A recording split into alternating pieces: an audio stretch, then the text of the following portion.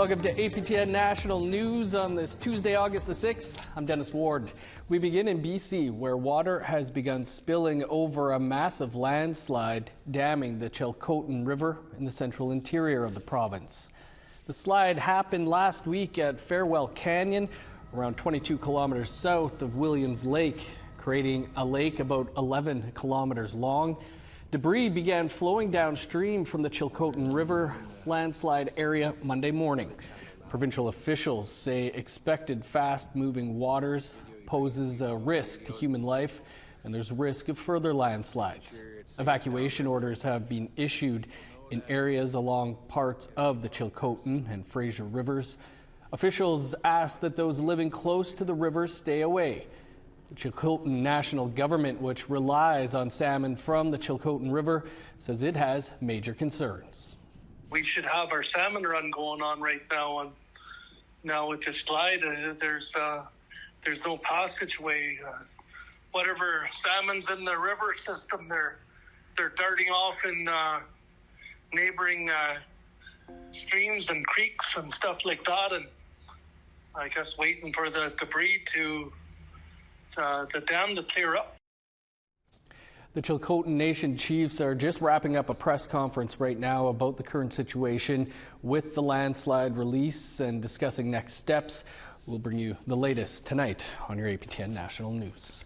Mountain Cree Chantal Sirois, who is from Grand Cache, Alberta, who competed in an ultra marathon called the Death Race over the weekend, which is a grueling 118-kilometer long run.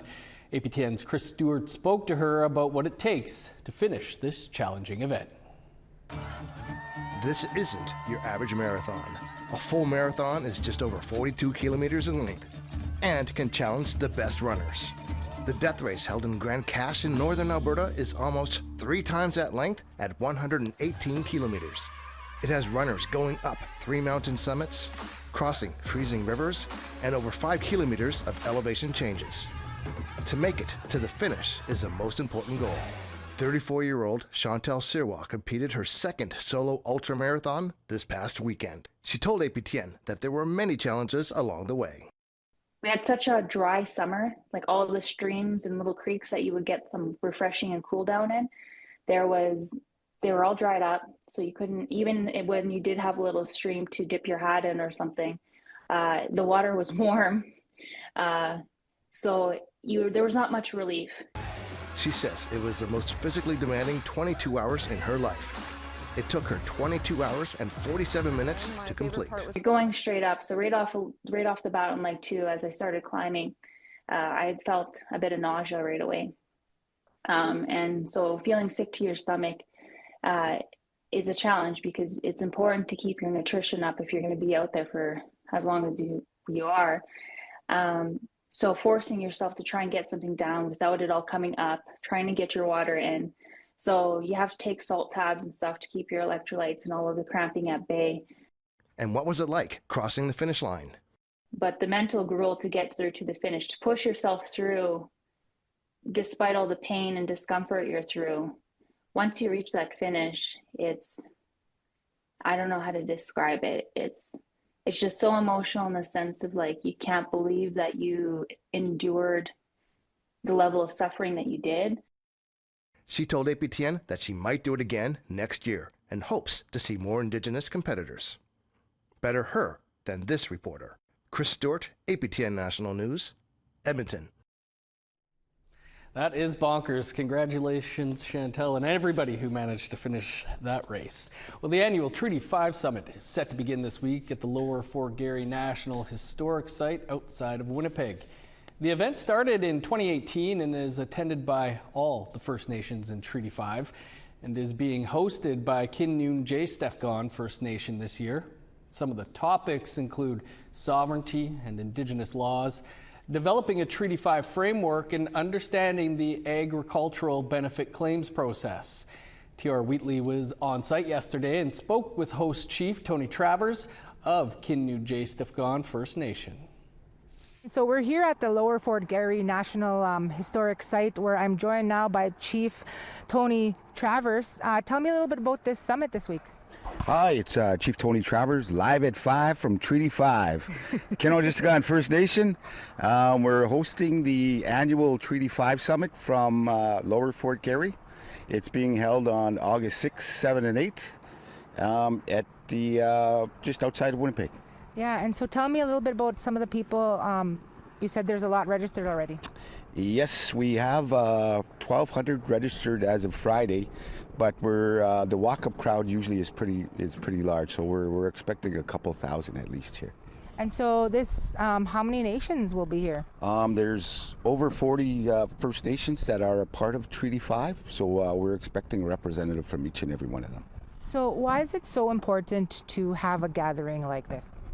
To commemorate our historic treaties. I think we're focused more on actually enforcing our treaties now and enhancing our treaty rights with our First Nations people. So some of that includes talking about, I guess, Indigenous sovereignty and Indigenous law? Yes, exactly. What we're trying to establish is that our treaty rights are mobile. You know, you can take them wherever you are. Your treaty rights should be yours to use. You know, your right to education, right to health services, housing, and things of that nature.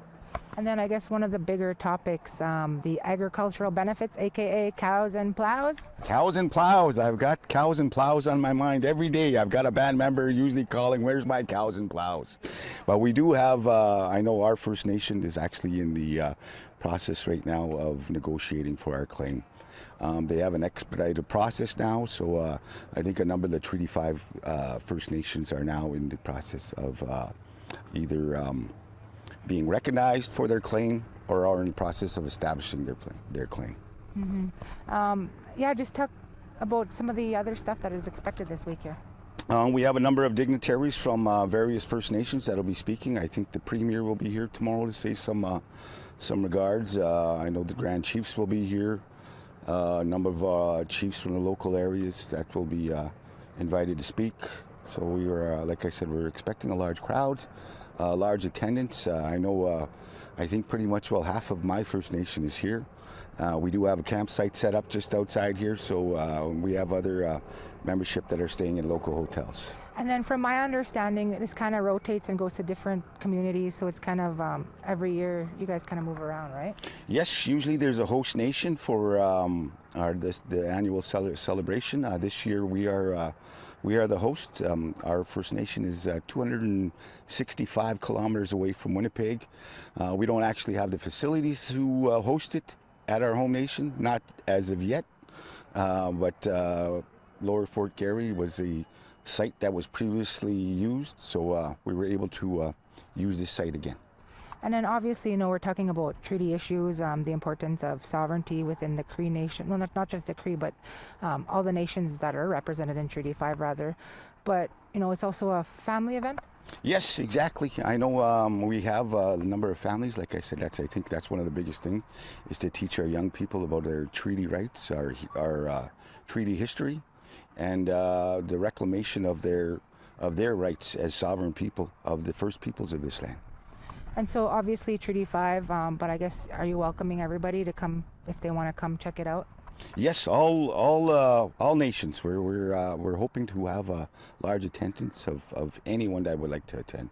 It's 3 days of events. There's various presentations. We have a number of teepees here that are set up where we'll be doing some learning as well. We do have a sweat lodge set up in the back, so I think there's two sweat lodges a day. Men, women, transgendered, LGBTQ are all welcome. Mm-hmm. All right, so thank you for your time today. And like he said, this is happening here all week at the Lower Fort Garry National Historic Site. So if you're in the area and you want to check it out, like he said, everyone's welcome. Back to you in the studio. Thanks, TR. And Chief, Métis woman from Winnipeg is off to Sweden to take part in the World Baton Twirling Championships. We'll bring you her story and more after the break.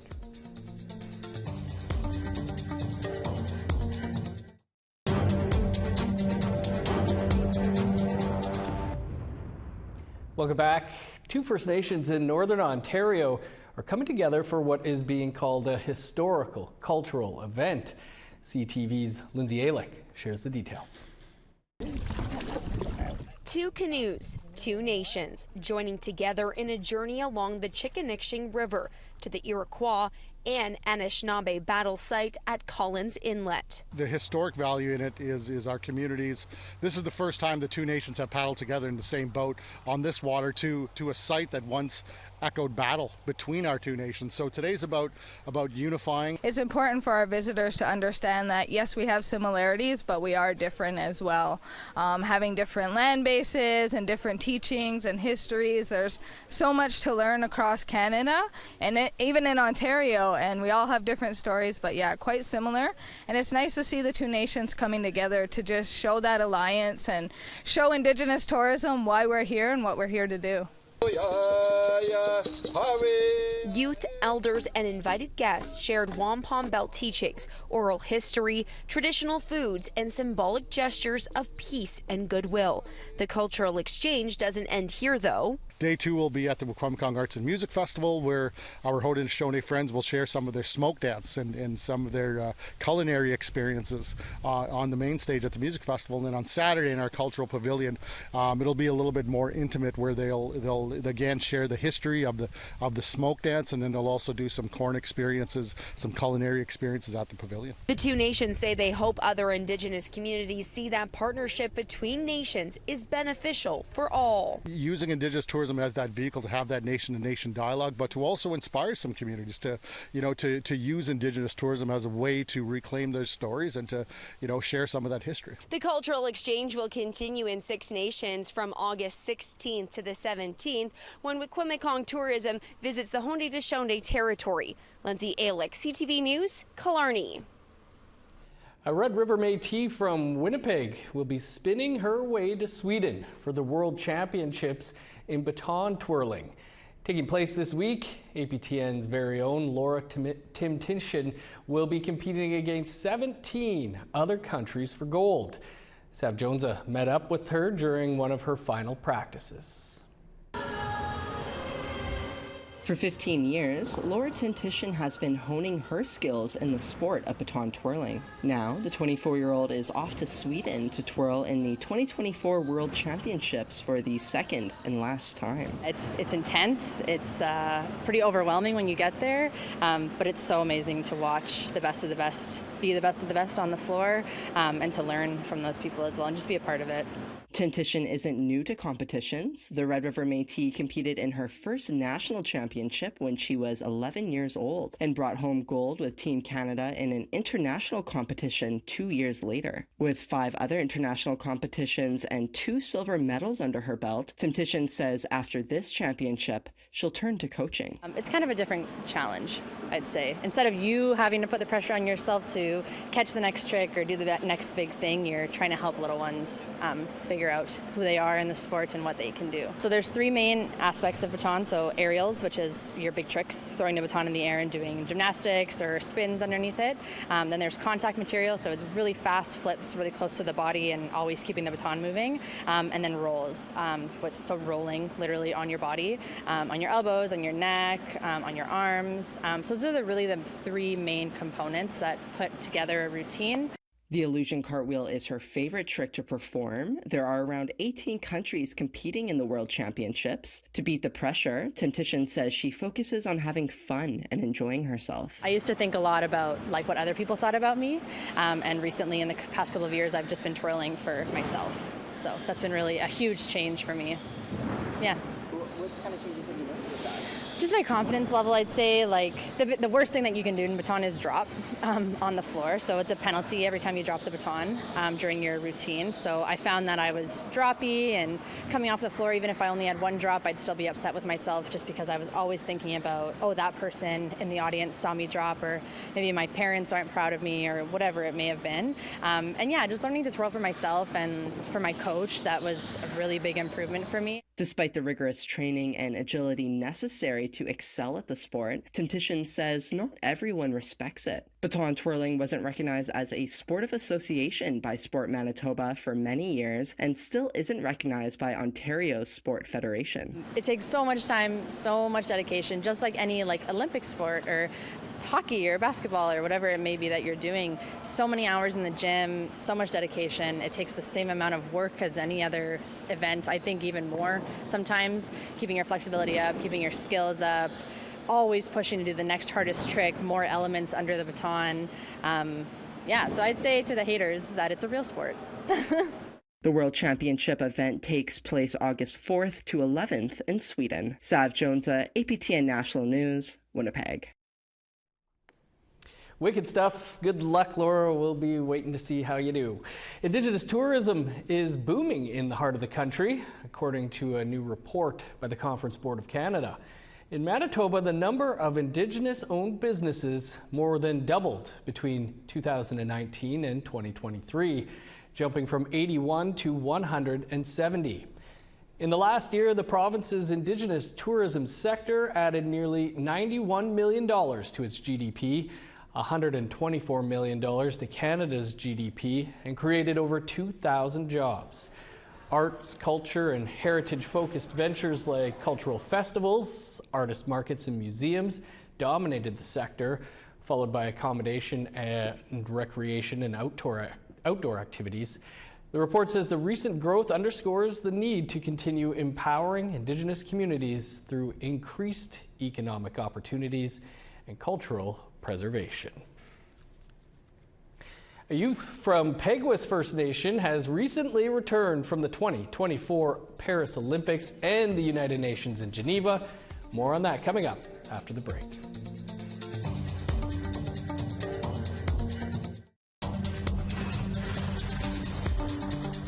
Welcome back. Here's a look at your current conditions. Showers and 21 in Halifax, rain and 25 in Fredericton.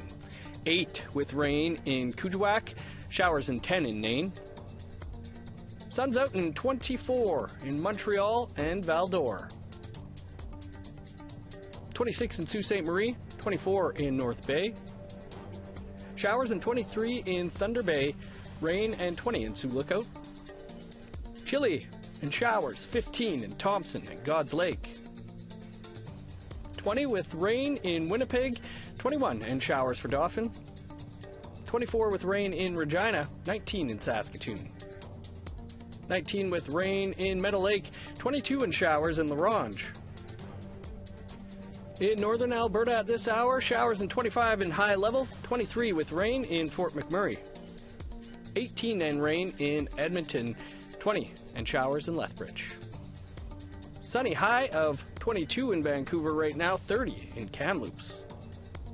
24 in Prince George, 27 for Smithers. 29 under the sun in Old Crow and Whitehorse. Sunny and 20 in Yellowknife, 33 under the sun in Norman Wells. 14 in Sax Harbor, 32 in Inuvik. 17 in Chesterfield, 23 and sunny in Baker Lake. 10 in Resolute, 18 in Joe Haven. A youth from Peguis First Nation in Manitoba has just returned from the experience of a lifetime. Josh Gandier was a special guest of the International Olympic Committee at the opening ceremonies of the Summer Olympics in Paris. Gandier is a youth chief with the Southern Chiefs organization, which represents 34 First Nations in southern Manitoba. Treshelle Bunn is also a youth chief with SCO. Creason spoke with them both last week. Josh and Treshelle, thank you for being here. Thank you for taking some time out of your busy schedules to be with us in studio. Josh, my first question is to you. The Paris 2024 Olympics are in full swing. This year's opening ceremony saw the biggest viewership in more than a decade, but you had a front row seat. Can you tell us about that experience? As a college athlete, I played basketball, and to have a chance to witness the Summer Games in person, it's a dream come true. I got to attend the opening ceremonies and welcome all the athletes as they came in, and I got to see some Canadian Olympians compete in some swimming competitions, and to see Summer McIntosh in person. It was a really special experience. And then also to see Team USA basketball play Serbia is like watching an NBA All-Star team. As a basketball fan growing up, dream come true. Yeah, no, exactly. That sounds like a lot of fun. Josh, you've also had quite the summer. You also went to Geneva, Switzerland to take part in a session with the United Nations. What was that like? Again, unbelievable. To start my summer, I was in an international law program through Queen's University.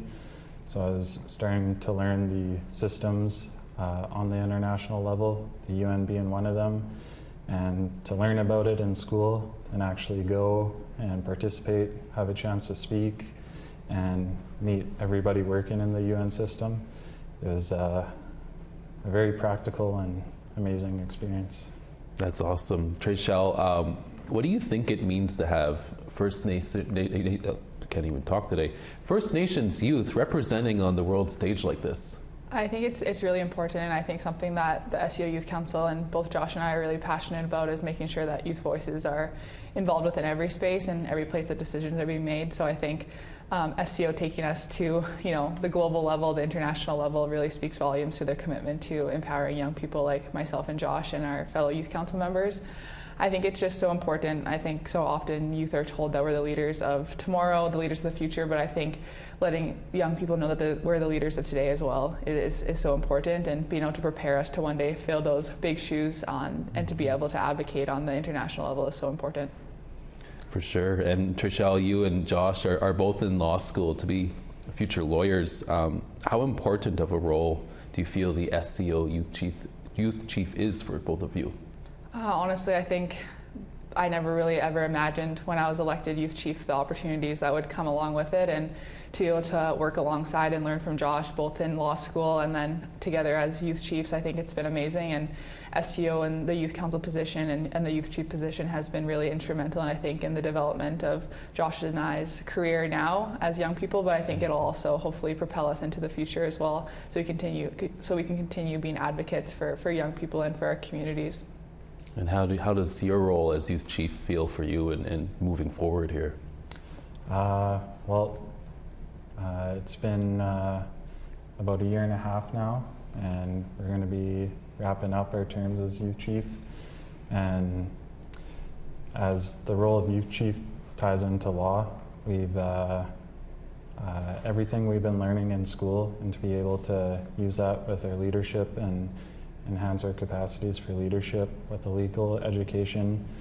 I hope up-and-coming Indigenous students, First Nations students can look at the role of youth chief and see it as a very practical way to tie in that legal education with leadership. And we're excited to help bring in the next youth chiefs and keep the SEO Youth Council going strong. And most likely by next year we'll have the next SEO Youth Chiefs here as well. Josh and Trishelle, thank you so much for your time. Thank you. Two great advocates there. Thanks again to Josh and Trishelle for coming in. That's all the time we have for your APTN National News at this hour. You can find much more and stay up to date with the latest headlines over on our website, aptnnews.ca. And I will be back here at 6 p.m. Eastern with all the day's news, including the latest on that Chilcotin landslide. I'm Dennis Ward, Marcy McGuitch. Thanks for being with us. We'll see you back here in a couple of hours.